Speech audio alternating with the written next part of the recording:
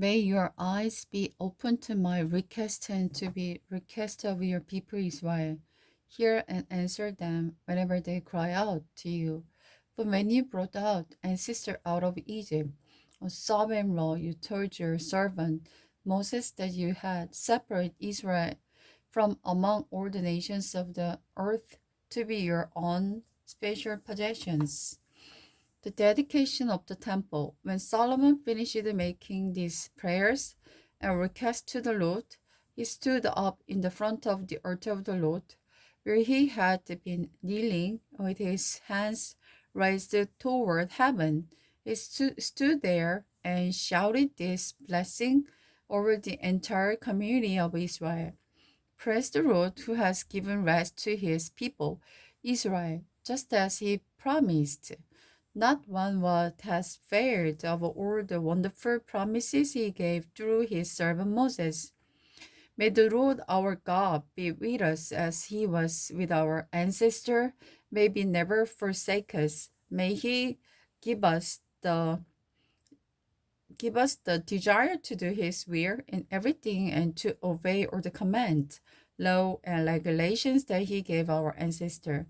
And may this word that I have prayed in the presence of the Lord be before him constantly, day and night, so that the Lord our God may uphold my cause and the cause of his people Israel, fulfilling our daily needs. May people all over the earth know that the Lord is God, that there is no other God. And may you, his people, always be faithful to the Lord our God. May you always obey his law and command, just as you are doing today. Then the king and all Israel with him offered sacrifice to the Lord. Solomon sacrifices peace offering to the Lord, numbering 22,000 oxen and 270 120,000 sheep. And so the king and all Israel dedicated the temple of the Lord. The same day, the king dedicated the central area of the courtyard in the front of the Lord's temple. He offered burnt offering, grain offering, and the fat of the peace offering there, because the bronze altar in the Lord's presence was too small to handle so many offerings. Then Solomon and all Israel celebrated the festival of the Shelters in the presence of the Lord our God. A large crowd and gathered from as far away and Rebel Hamas in the north to the brook of the Egypt in the south. The celebration went on the 14 days in all, 7 days for the dedication of the altar, 7 days for the festival of shelters. After the festival was over, Solomon sent the people home.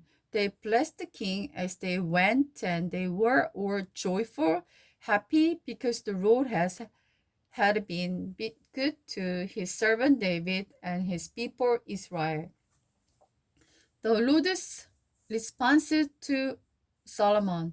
So Solomon finished building the temple of the Lord as well as the royal palace. He completed everything he had planned to do. Then the Lord appeared to Solomon a second time as he had done before the Gibeon.